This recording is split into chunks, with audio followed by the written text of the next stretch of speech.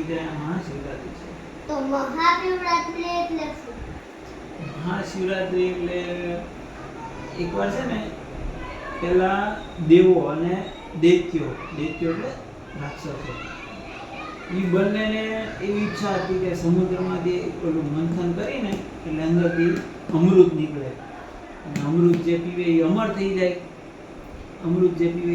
જાય. તો પછી દેવો અને દાનવો થઈને સમુદ્રનું મંથન કરવાનું વિચાર્યું. પછી એક મોટો પર્વત લીધો અને નાગદાદા લીધા મોટા. પછી એનાથી સમુદ્રને હલાવવાનું ચાલુ કર્યું, ઘુમાવવાનું. એટલે એમાંથી વસ્તુ નીકળે. તે નીકળ્યું પહેલાં તો વિષ એટલે ઝેર. એ ઝેર એટલું ઝેરી હતું એ આખી દુનિયાને નષ્ટ કરી દીધી.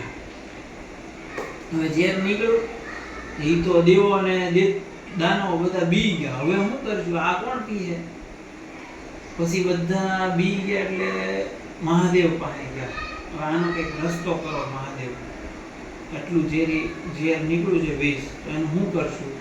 તો મહાદેવે નક્કી કર્યું કે બધાને, આખી દુનિયાને, સૃષ્ટિને બચાવવા માટે એ વિષ ઝેર હું પી લઉં.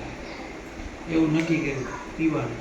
પછી પાર્વતી માતા એમ કીધું કે તમે પી જાજો પણ હું તમારું ગળું પકડી રાખી, એટલે એ તમારા શરીરમાં નહીં ઉતરવા દે. એટલે મહાદેવે જેવું એ વિષ પીધું ને એટલે એ ગળામાં જ અટકી ગયું વિષ.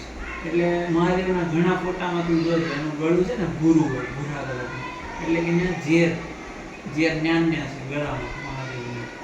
પછી એ ઝેર પી ને મહાદેવ ધ્યાનમાં બેસી ગયા. અને એ આખી રાત દેવો અને દાનવો થઈને મહાદેવની પૂજા કરી આખી રાત. એટલે એ રાત્રિને મહાશિવરાત્રી છે.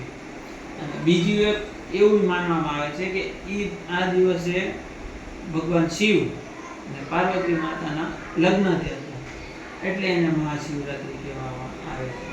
સમજ પડી? એમ